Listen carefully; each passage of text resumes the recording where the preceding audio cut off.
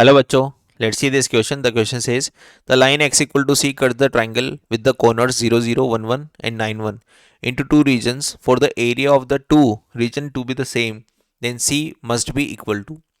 देखिए बच्चों, आपको एक ट्रायंगल फॉर्म करना है. इस ट्रायंगल को x इक्वल टू सी एक लाइन है जो कट करती है दो रीजन में, और उन दोनों रीजन का आपको एरिया क्या दे रखा है, सेम दे रखा है. तो सी की वैल्यू आपको बतानी है. तो इस डायग्राम को एक बार बना लेते हैं कि क्या हमें गिवन है. हमें तीन पॉइंट्स दे रखे हैं, 0, 0, 1, 1 और 9, 1. 9, 1 में और 1, 1 में y की वैल्यू सेम है. इसका मतलब ये एक्स एक्सिस के पैरेलल लाइन एक बनाएंगे.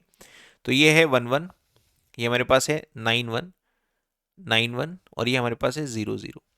तो एक ट्रायंगल कुछ इस तरह से फॉर्म हो रहा है. ये वाला, ये कुछ इस तरह का एक ट्रायंगल फॉर्म हो रहा है. इसको x इक्वल टू सी दो इक्वल एरिया वाले पार्ट में डिवाइड करती है. तो ये x इक्वल टू सी है. बेसिकली मैंने आपको बताया कि इनका y कोऑर्डिनेट सेम है, तो ये y इक्वल टू सी है. तो अगर मैं इस पॉइंट ऑफ इंटरसेक्शन की बात कर रहा हूँ तो इसमें x इक्वल टू सी और y इक्वल टू 1 का पॉइंट ऑफ इंटरसेक्शन है. तो ये c, 1 हो जाएगा. अगर नेमिंग करें तो ये a हो गया, ये b हो गया, ये c पॉइंट है और ये हमने d नाम दे दिया इसका, और ये हमारे पास e. ठीक है. बी के कोऑर्डिनेट निकालने, तो उसके लिए मुझे लाइन इक्वेशन चाहिए इसकी, इस लाइन की. तो दो पॉइंट से पास होने वाली लाइन की इक्वेशन क्या है? Equation of line B C हम निकालना चाहते हैं. तो उसके लिए y minus Y one, X minus X one, Y two minus Y one और X two minus X one, ये फॉर्मूला होता है. तो y equal to x by 9, ये हमारे पास लाइन आ गई. इसमें अगर मैं इस b के कोऑर्डिनेट निकालना चाहता हूं तो x इक्वल टू सी के साथ y equal to x by 9 intersect कर रही है. तो x इक्वल टू सी अगर मैं यहाँ रख दूं तो y इक्वल टू कितना आ जाएगा? c बाई 9 आ जाएगा. तो b के कोऑर्डिनेट क्या हो गए? b के कोऑर्डिनेट हो गए c comma c by 9, c comma c by 9, ये b के कोऑर्डिनेट हो गए इस तरह से. अब मेरे पास देखिए दो रीजन बन गए. तो एक तो मेरे पास ट्राइंगल ये है, ट्राइंगल नंबर 1. एक हमारे पास है क्वाड्रिलेटरल. इस क्वाड्रिलेटरल का एरिया अगर निकालना है तो मैं इसके दो पार्ट कर देता हूँ, एक ट्राइंगल नंबर 2, एक ट्राइंगल नंबर 3. इस क्वाड्रिलेटरल को दो ट्राइंगल में डिवाइड कर देता हूँ, इन दोनों का एरिया का समेशन, और इक्वल टू मुझे देना है ये वाला चीज. तो यहाँ पर गिवन क्या है? Area of quadrilateral, area of quadrilateral A B D E. ठीक है. और ये किसके बराबर दे रखा है? Area of triangle B C D, area of triangle B C D. अब area of quadrilateral A B D E basically क्या है? ये है एरिया ऑफ ट्राइंगल. इसको दो ट्राइंगल में मैंने डिवाइड कर दिया ना, तो area of triangle A B D plus area of triangle. तो एरिया ऑफ ट्राइंगल हमारे पास है ए डी ई, और ये किसके बराबर है? Area of triangle B C D के. अब देखिए यहां पर एरियाज की नीड होगी, तो एरिया निकालने का फॉर्मूला भी जान लेते हैं. अगर हमारे पास कोई ट्राइंगल है जिसके मुझे तीनों वर्टेक्स दे रखे हैं, x1 y1, x2 y2 and x3 y3, ये तीनों वर्टेक्स दे रखे हैं. तो area of triangle A B C आप कैसे दे सकते हो? 1/2 time of determinant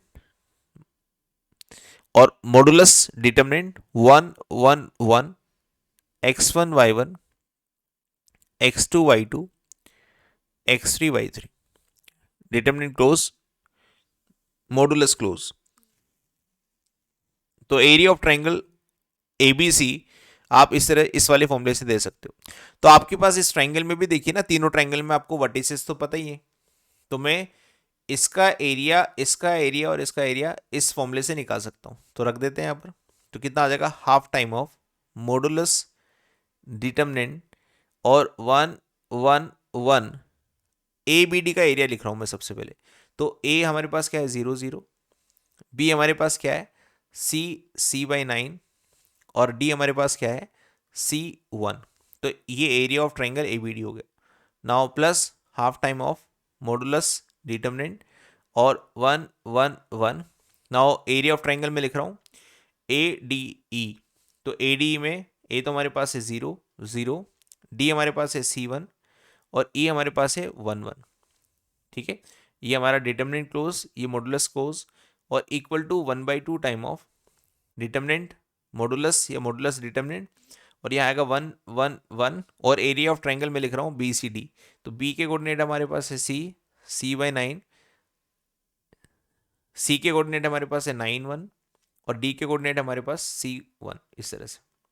determinant close, modulus close. Now इसका एक्सपांशन कर लेते हैं R1 के अलोंग, सभी डिटर्मिनेंट का एक्सपांशन कर लेते हैं R1 के अलोंग। उससे पहले हाफ को मैं कॉमन लेकर कैंसिल कर देता हूँ। ये हाफ मैंने इधर से कॉमन लिया लेफ्ट हैंड साइड से, और राइट हैंड साइड वाले हाफ से कैंसिल कर दिया। एक्सपांशन अलोंग R1, सभी डिटर्मिनेंट का एक्सपांशन कर दिया। तो हमें फर्स्ट डिटर्मिनेंट से मिलेगा modulus of C minus C²/9, ये फर्स्ट डिटर्मिनेंट से मिलेगा। Now modulus of second determinant से एक्सपांशन मिलेगा R1 के अलोंग C-1, ठीक है, और इक्वल टू इस राइट हैंड साइड से जो एक्सपांशन करूंगा रो 1 के लूँ, तो मुझे मिलेगा 1 time of 9 minus C -1 C time -1 time of C minus C²/9, और +1 के साथ में मिलेगा C माइनस सी, इस तरह से, और इस पूरे का डिटर्मिनेंट। तो C माइनस सी ये तो 0 हो जाएगा।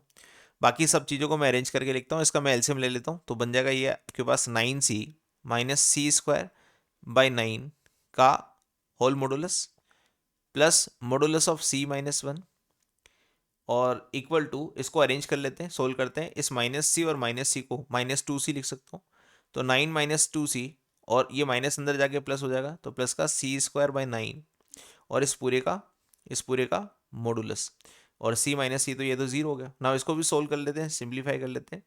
तो इसको सिंप्लीफाई करने के लिए एलसीएम लिया 9, तो ये बना 81 माइनस 18C प्लस C² और डिवाइडेड बाई 9, इस तरह से, और इस पूरे का मॉडुलस। यहाँ पर भी मैंने 9 एलसीएम ले लिया, और यहाँ से देखिए मैं कॉमन भी ले सकता हूँ, तो मैंने C कॉमन ले लिया, तो C का मॉडुलस तो बाहर आ गया, और 9 माइनस C, इसको मैं लिख सकता हूँ C-9 का मॉडुलस, और चूंकि 9 एलसीएम लिया तो ये हो जाएगा 9 time of modulus of C-1 और डिवाइडेड बाई 9। 9 को 9 से आप कैंसिल कर सकते हो, क्योंकि आप ये जानते हो ना, modulus of x equal to होता है मॉडुलस ऑफ -x। इस वाली प्रॉपर्टी से मैंने इस 9 माइनस सी को इस तरह से लिख दिया, C-9 का मॉडुलस लिख दिया इस तरह। अभी यहाँ पर अगर मैं इसके बारे में लिखता हूँ C² माइनस 18C प्लस 81, इसके बारे में अगर देखता हूँ तो ये क्या है बेसिकली, ये लिखा है C-9 का होल स्क्वायर, C-9 का होल स्क्वायर लिखा है। तो यहाँ पर मैं इसको फर्दर अगर करूँ तो किस तरह से लिख सकता हूँ, देखिए, modulus of C dot modulus of C-9 plus 9 time of modulus of C-1 equal to C-9 का होल स्क्वायर, C-9 का होल स्क्वायर।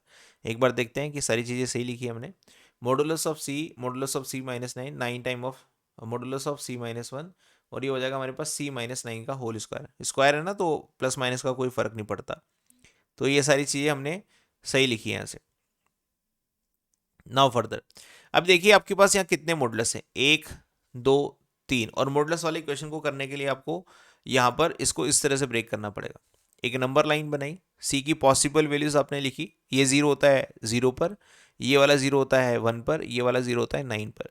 तो इनको इंक्रीजिंग ऑर्डर में आपने यहाँ शो कर दिया, case number 1, case number 2, case number 3 and case number 4। मतलब आपको टोटल 4 केस बनाने पड़ेंगे इस क्वेश्चन को सोल्व करने के लिए। नाउ केस नंबर 1 के अंदर इसको सोल्व करते हैं।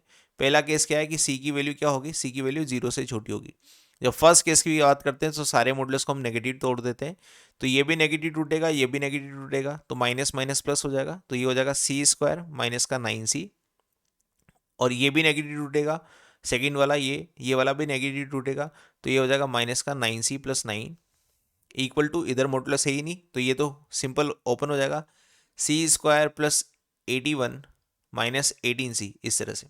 नाउ C² से C² है ना, -9C minus 9C minus 18C से माइनस 18C, और 9 इक्वल टू 81, ये पॉसिबल नहीं है, इसका मतलब C की कोई नेगेटिव वैल्यू तो नहीं आएगी। केस नंबर सेकंड में हमारे पास क्या आएगा, C 0 से 1 लाई करता हो, तो 0 से 1, 0 के ऊपर इस बार क्लोज ले लेते हैं।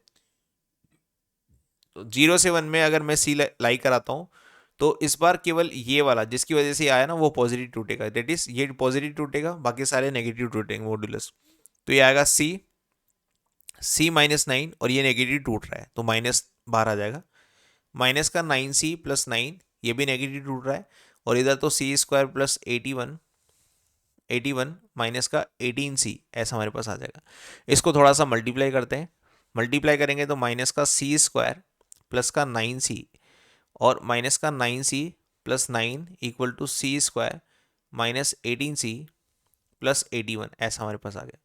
ये तो आपस में कैंसिल हो गए और ये बनेगा आपके पास 2C², इसको अरेंज कर रहा हूँ केवल, 2C² माइनस 18C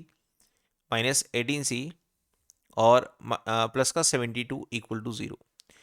ये C² माइनस का ये प्लस का 2C² बन जाएगा और माइनस का 18C अपनी जगह पर है और 9 इधर आएगा तो 72 बन जाएगा। नाउ 2 कॉमन ले लेते हैं तो ये बन जाएगा C² माइनस का 9C प्लस 36 इक्वल टू 0। इसको फैक्टराइज करते हैं, सॉरी इसका डी चेक कर लेते हैं पहले। तो डी इसका क्या आ रहा है, नेगेटिव आ रहा है, इसका डी नेगेटिव आ रहा है, मतलब यहाँ से भी कोई पॉसिबल वैल्यू हमें पता नहीं लगेगी क्योंकि इमेजिनरी वैल्यू आएगी ना डी नेगेटिव में। B² माइनस 4 इसी से मैंने चेक किया है। नाउ C बिलोंग्स टू कितना हो रहा है, C belongs to next case 1 to 9, 1 के ऊपर क्लोज 9 के ऊपर ओपन, ये केस ले रहा हूँ। तो सेकंड केस, जब थर्ड केस हम डिस्कस कर रहे हैं तो ये वाला भी पॉजिटिव टूटेगा और ये वाला भी हमारे पास क्या टूटेगा, पॉजिटिव टूटेगा, बाकी सारे नेगेटिव टूटेंगे। तो C पॉजिटिव लेकिन C-9 नेगेटिव टूटेगा तो माइनस ऑफ C-9 इस तरह से, और प्लस 9C-9 चूंकि ये पॉजिटिव टूट रहा है, और इधर वाला तो C² प्लस 81 माइनस 18C इस तरह से आएगा। नाउ माइनस का C² प्लस का 9C minus 9 equal to C² minus 18C plus 81 ऐसा। तो इसको अरेंज करते हैं भाई, इसको अरेंज करेंगे तो 2C² मिलेगा एक तो, और 2C² माइनस 36C मिलेगा और प्लस 90 इक्वल टू 0 मिलेगा। 2 कॉमन भी ले लेते हैं तो 2 कॉमन लेंगे तो C² minus 18C plus 45 equal to 0 मिलेगा इस तरह से। ठीक है, इस तरह से हमें रिजल्ट मिल गया। नाउ मैं इसको फैक्टराइज करता हूँ, इसका डी पॉजिटिव आ रहा है तो C² minus 15C minus 3C plus 45 equal to 0, 18 भी बन गया और 45 भी बन गया। C कॉमन लेते हैं, C माइनस 15 माइनस 3 कॉमन लेते हैं, C माइनस 15 माइनस 3 कॉमन लेने पर C माइनस 15 ऐसा इक्वल टू 0।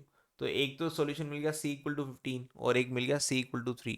अब देखिए इस रिजल्ट का जो रिजल्ट आपके पास आया ना उसका कंडीशन के साथ इंटरसेक्शन लेते हैं। तो कंडीशन मेरी क्या थी, 1 to 9 open interval 1 close interval, इसके साथ इंटरसेक्शन लेते हैं तो C इक्वल टू 15 रिजेक्ट हो जाएगा और केवल C इक्वल टू 3 इस केस से हमारे पास रिजल्ट आएगा। नाउ केस नंबर फोर्थ में हमारे पास क्या है कि x की जो C की जो पॉसिबल वैल्यूज है वो केवल अब 9 से बड़ी आएगी इस तरह से। लास्ट केस है ना फोर्थ केस, तो इसमें सभी पॉजिटिव टूटेंगे, तो सभी पॉजिटिव टूटेंगे तो ये भी पॉजिटिव ये भी पॉजिटिव, तो इसको मल्टीप्लाई कर देते हैं तो C² माइनस 9C ये भी पॉजिटिव टूटेगा तो ये आएगा प्लस का 9C minus 9 equal to C² plus 81 minus 18C ऐसा। ये आपस में कैंसिल हो जाएंगे और C² भी कैंसिल हो जाएगा, तो हमारे पास बचेगा केवल प्लस का 18C और प्लस का 18C इक्वल टू 90 ऐसा हम बोल देते हैं। ठीक है, माइनस ये माइनस का 18C इधर आएगा तो प्लस का 18 हो जाएगा और ये इधर जाएगा तो 90 हो जाएगा। तो C इक्वल टू 90/18 ऐसा हमारे पास रिजल्ट आ रहा है। तो 19/18 आ रहा है हमारे पास, तो इसको अगर मैं कैंसिल करूं तो ये 5 टाइम कैंसिल हो जाएगा। ठीक है, 5 टाइम 40 और 5 9 90। ठीक है, C इक्वल टू 5 आ गया। अब C इक्वल टू 5 का C more than equal to 9 से अगर मैं इंटरसेक्शन लूँ तो यहाँ से भी क्या सोल्यूशन आ रहा है, नो सोल्यूशन।